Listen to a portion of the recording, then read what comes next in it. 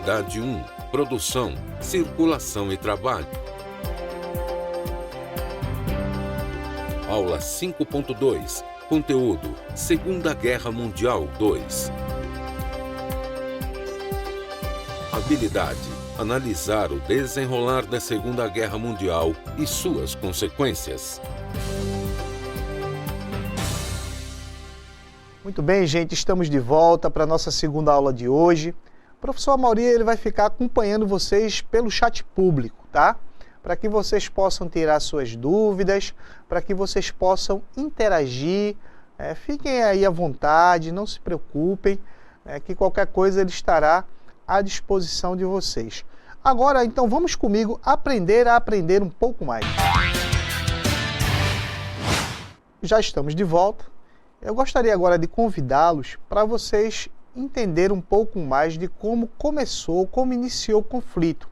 Eu falei até agora de todos os antecedentes, de todas as características que ocorreram antes de se iniciar, de fato, esse segundo conflito generalizado que nós caracterizamos como Segunda Guerra Mundial. Tá? Falamos dos regimes totalitários, falamos da crise de 29, falamos da corrida armamentista, da formação de alianças. Agora vamos entender como o conflito começou, como é que ele começou e como é que ele se generalizou. Tá? O marco inicial do conflito, a fase que realmente dá o pontapé inicial para que houvesse essa guerra, foi no ano de 1939, quando o exército alemão invadiu a região da Polônia. A região da Polônia, naquela época, era uma região muito cobiçada, porque ela ela abria o caminho ali para o chamado corredor polonês, que era uma área estratégica do ponto de vista militar para a Europa. Então, de certa forma, a ocupação militar de Hitler na Polônia naquele ano foi o estopim para que desse início imediato à retaliação de alguns países que eram favoráveis à Polônia, como no caso da França e da Inglaterra, que logo após a invasão polonesa acabaram declarando guerra à Alemanha.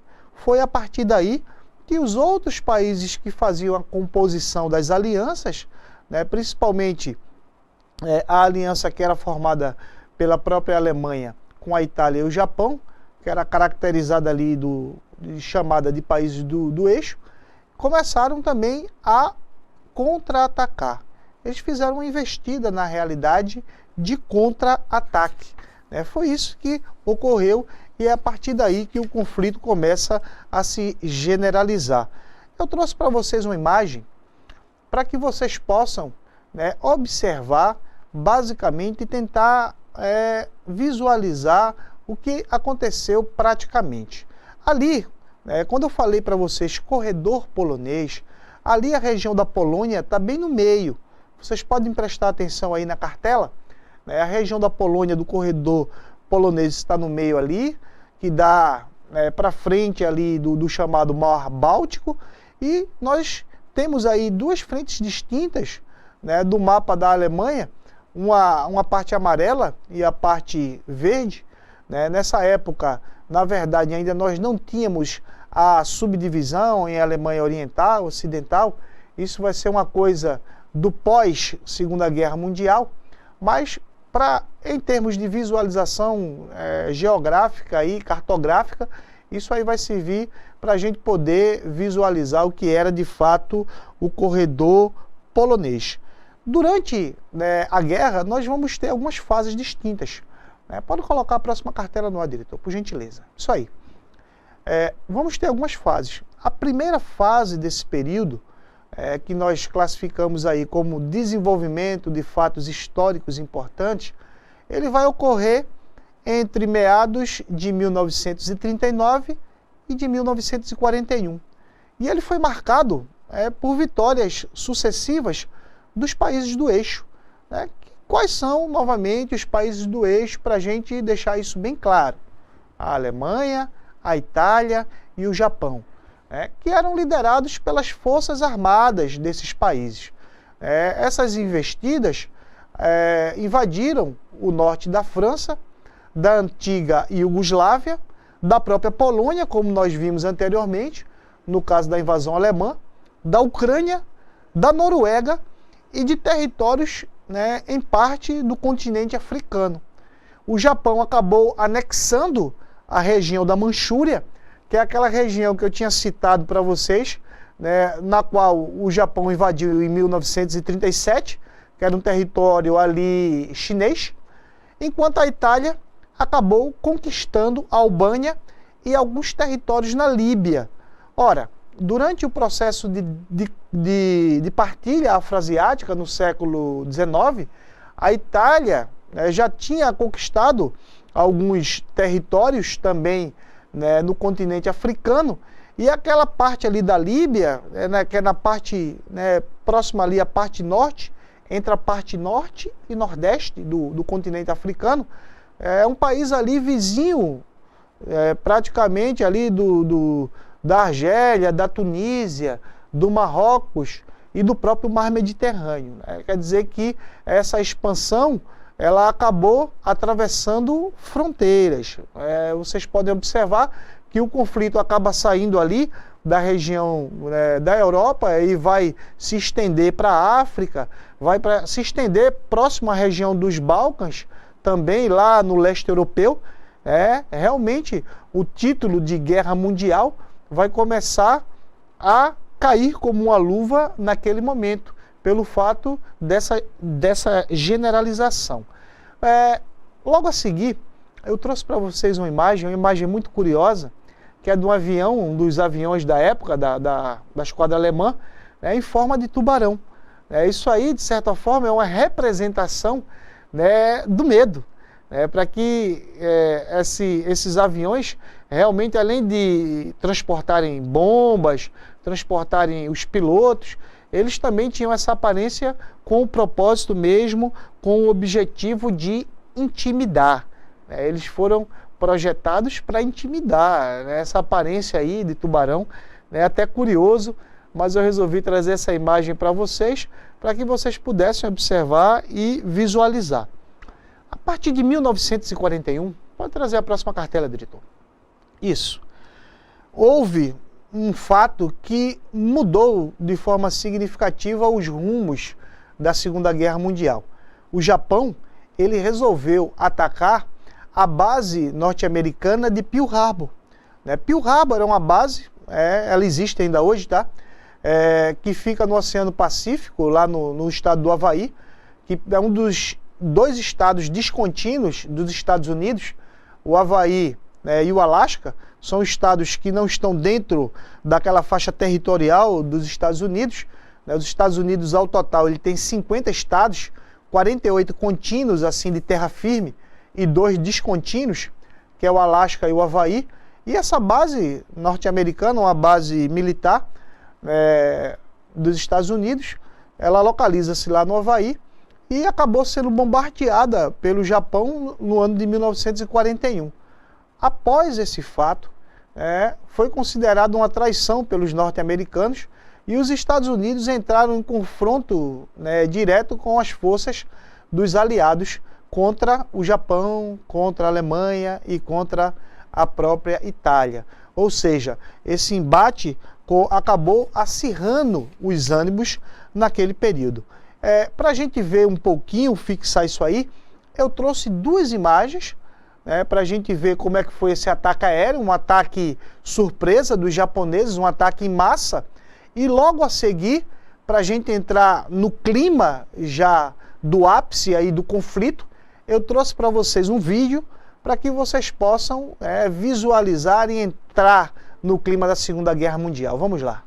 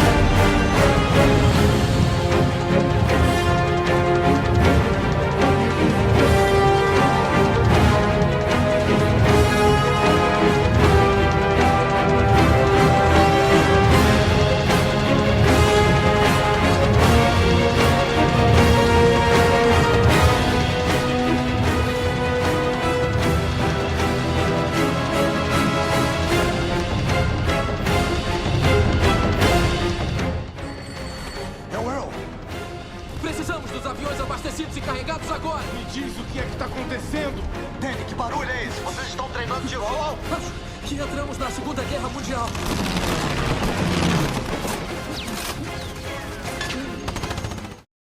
Muito bem, gente. Eu acredito que depois desse vídeo vocês ficaram empolgados e até curiosos para saber o que ocorreu, né, depois desse ataque surpresa aí dos japoneses aos americanos. Pois bem, depois desse fato, né, lembrando que esse fato é um fato do início ali ainda da primeira fase da guerra, entre 1941 aproximadamente, tivemos outros desdobramentos. Entre o ano de 1941 até 1945, ocorreram várias derrotas dos chamados países do eixo, iniciadas com algumas perdas, né, que foram sofridas pelos alemães, principalmente quando eles decidiram invadir a Rússia.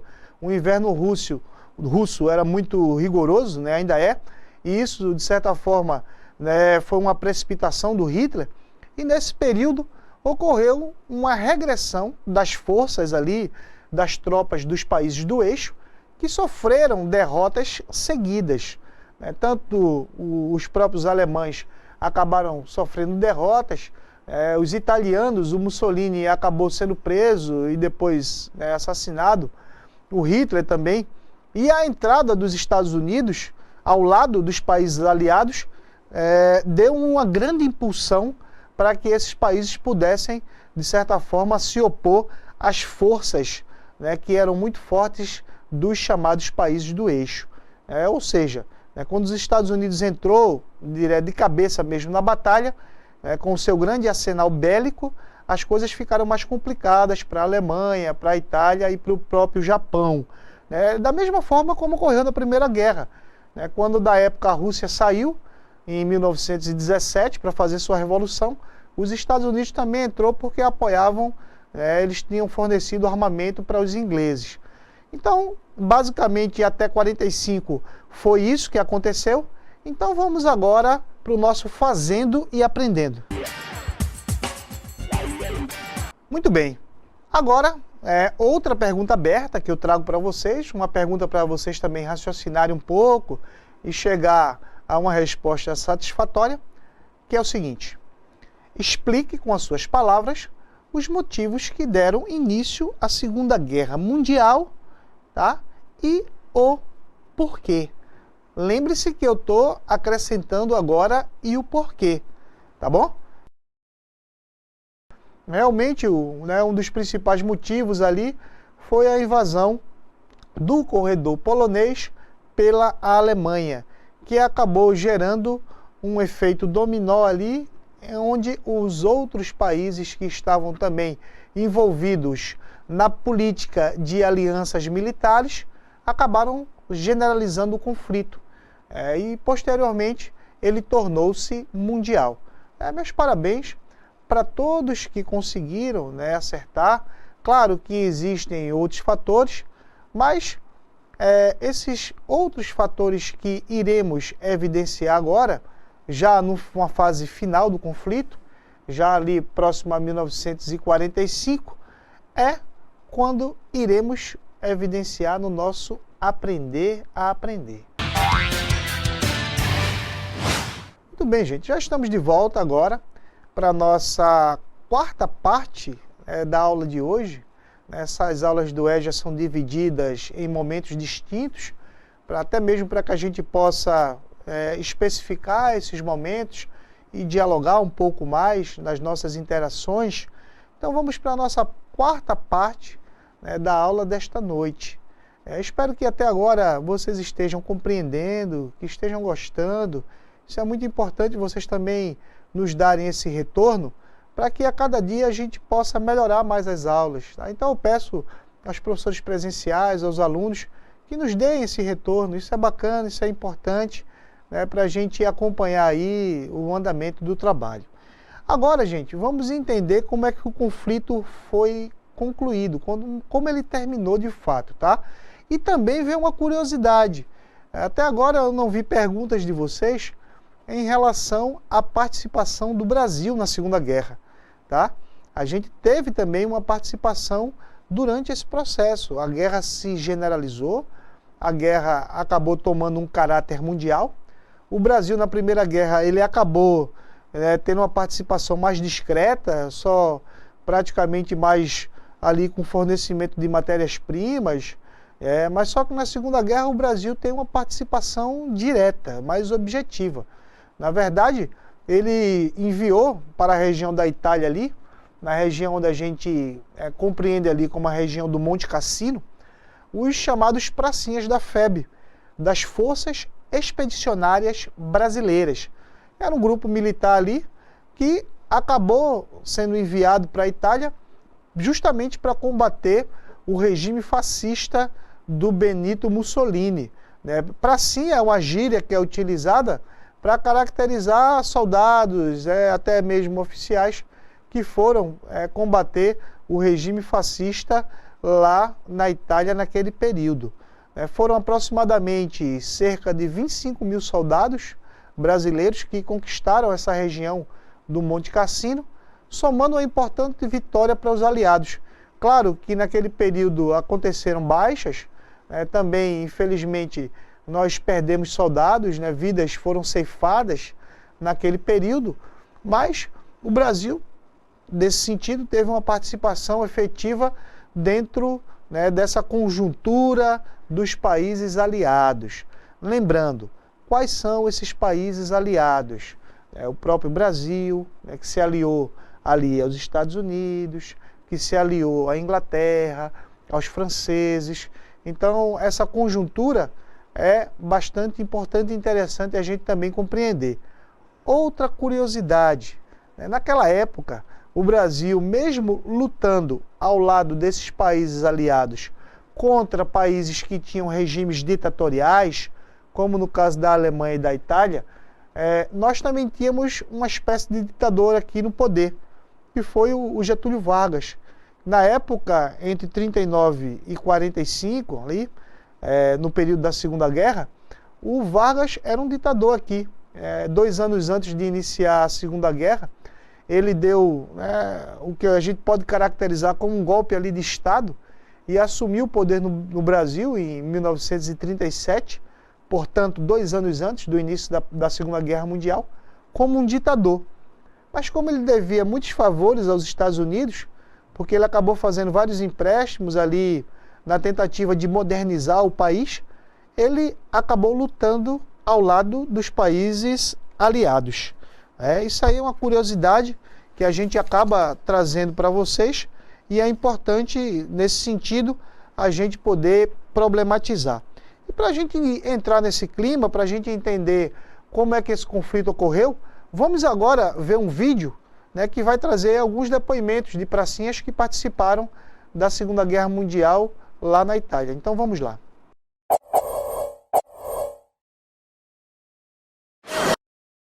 Sim, o desembarque das tropas brasileiras foi feito no porto de Nápoles, sendo que os primeiros a chegar foi em julho de 1944.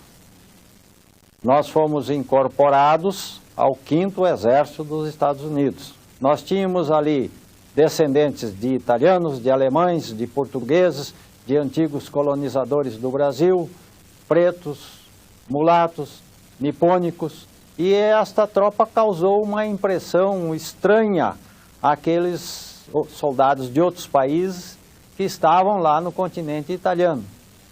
E como o conceito racial naquela época era muito forte, eles punham em dúvida a nossa eficiência em combate. E os alemães também diziam isso. Como havia uma carência de tropas no 5º Exército, nós tivemos que ser levados logo à frente de combate. Não tivemos nenhum exercício em guerra de montanha e o nosso exército naquela época não era adestrado em guerra de montanha. Mas ali nesta frente nós tivemos combates sérios, como o de Monte Castelo e de Castel Novo e outros menores. Nessa época o 5º Exército já estava em plena ofensiva contra os alemães. Monte Castelo era o ponto-chave da defesa alemã. O Brasil saiu da guerra com um imenso prestígio internacional. porque naquela época nem os americanos, as pessoas comuns entendiam bem o que era o Brasil. É um grande país da América do Sul, pensavam até que a capital do Brasil fosse Buenos Aires, e se nós tínhamos lutado para implantar regimes de liberdade, regimes democráticos em países da Europa, por que não pensar no nosso aqui, que de fato não era uma ditadura tão severa, tão dura. E a primeira consequência da nossa volta ao Brasil foi a reconstitucionalização do Brasil, a queda do regime de Getúlio Vargas e a promulgação da Constituição de 1946. Pois bem, gente, vocês puderam observar aí o depoimento de um pracinha. Na verdade, a grande maioria desses pracinhas posteriormente acabaram sendo promovidos até para oficiais. Hoje em dia estão aí na reserva, já estão aposentados. E eu trouxe para vocês essa imagem para que vocês pudessem observar com mais propriedade os soldados brasileiros que participaram naquele ano lá num conflito emblemático na Itália, no Monte Castelo, da Segunda Guerra Mundial. Isso ocorreu no ano de 1943, e essa sigla FEB, que eu coloquei para vocês na aula, significa Forças Expedicionárias Brasileiras. Na época comandada pelo Mascarenhas de Moraes, que acabou sendo promovido no retorno da FEB ao Brasil a marechal, recebendo aí essa patente e conhecido na historiografia nacional militar brasileira como Marechal Mascarenhas de Moraes. O episódio da invasão aí, tanto italiana em relação a outros países e a questão do próprio Brasil lutando contra o regime do Mussolini na Itália, é um episódio que hoje em dia ainda é lembrado pela nossa historiografia, pelo Exército, e ficou marcado aí nesse processo. O conflito em si, a Segunda Guerra Mundial, ele vai terminar no ano de 1945. A Alemanha acabou se rendendo ali. Nesse ano de 45, os russos invadiram Berlim, que é a capital da Alemanha, e Hitler acabou se suicidando. Existem algumas versões fantasiosas em relação a essa morte do Hitler, mas a versão oficial é que ele acaba se matando.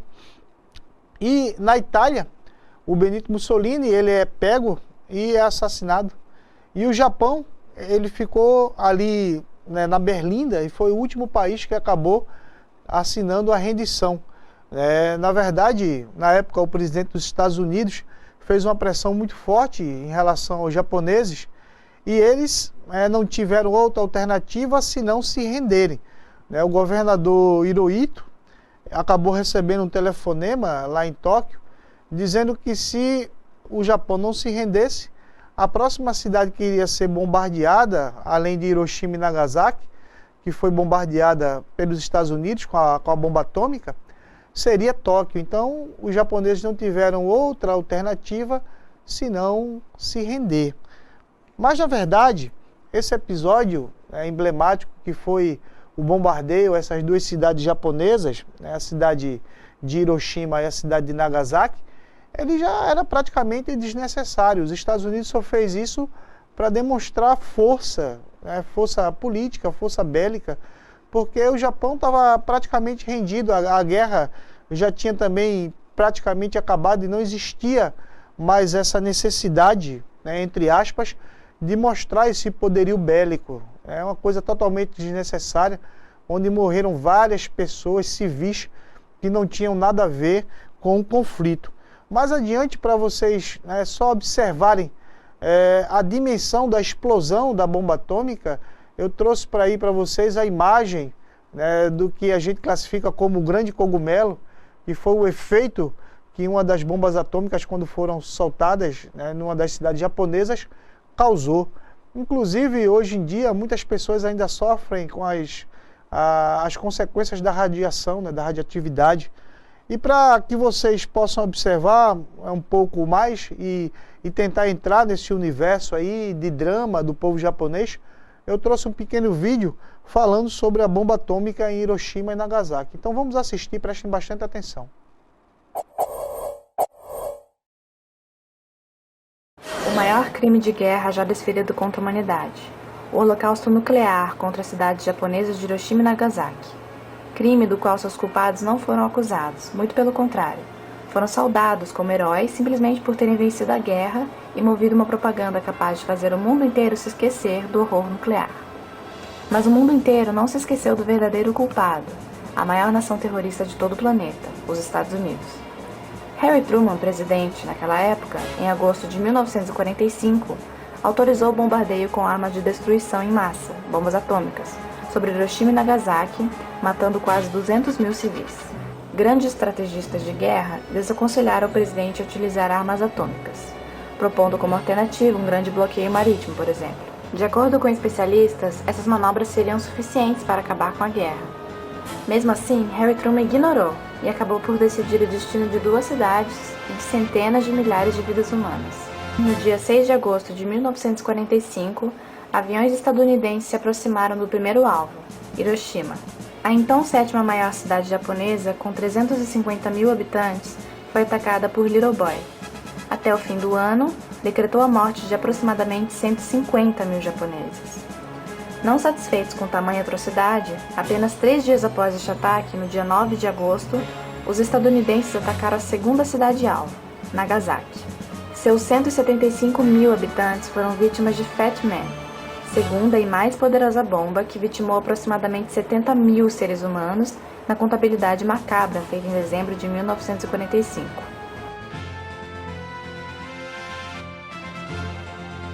Em uma contagem feita em dezembro de 1945, 40% da população de Hiroshima e Nagasaki morreram.